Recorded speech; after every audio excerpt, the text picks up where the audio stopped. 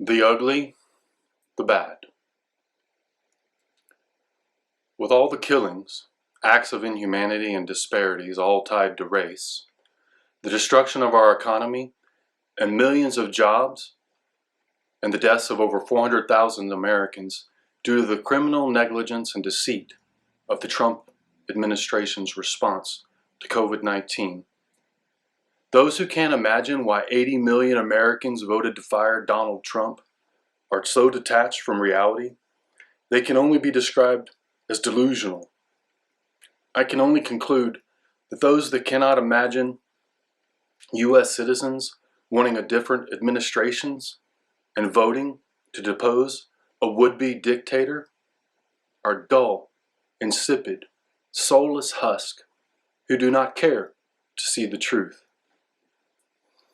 Yet knowing all this to be the case, 139 congresspersons and 8 senators were willing to endorse a lie to benefit their personal careers by pandering to the mobs that followed Trump.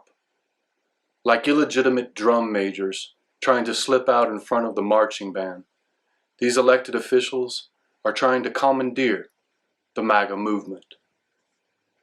The Republicans' arguments might at least seem to have had a little more merit if they questioned the outcome of even one state in which they won the election, or even one seat that a Republican election official won in a state that Donald Trump lost.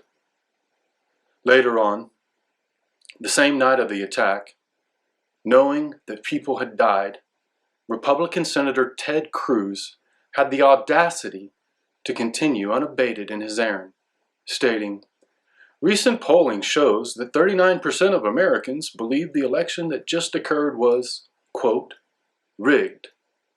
You may not agree with that assessment, but it is nonetheless a reality for nearly half the country. What does it say to the nearly half the country that believes this election was rigged if we do not even consider the claims of illegality and fraud in this election?" And let me be clear, this objection is for the state of Arizona, but it's broader than that. It's an objection for all 6 of the contested states to have a credible, objective, impartial body hear the evidence and make a conclusive determination. That would benefit both sides. That would improve the legitimacy of this election. Senator Josh Hawley is much baser in his soul-slaying, selfish ambition, and his contempt is plain for all who care to see.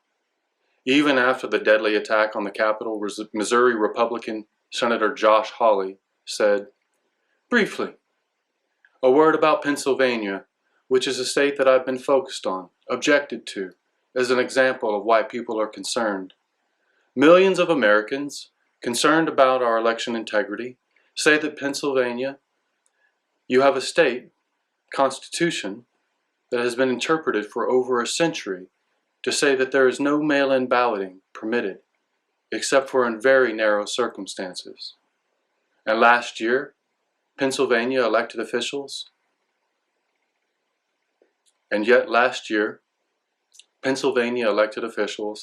passed a whole new law that allows universal mail-in balloting and did it irregardless of what the Pennsylvania Constitution said.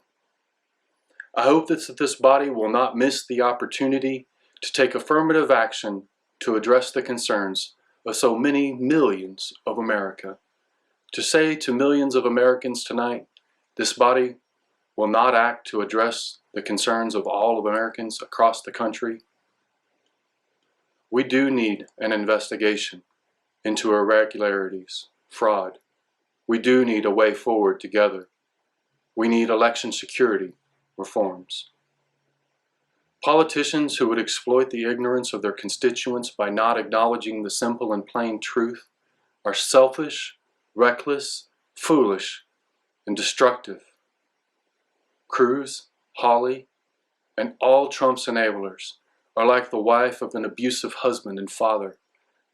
Like victimized and abused women, fearing their ability to make it on their own, they go back to their abusive husbands and become complicit in their own abuse and the abuse of their children.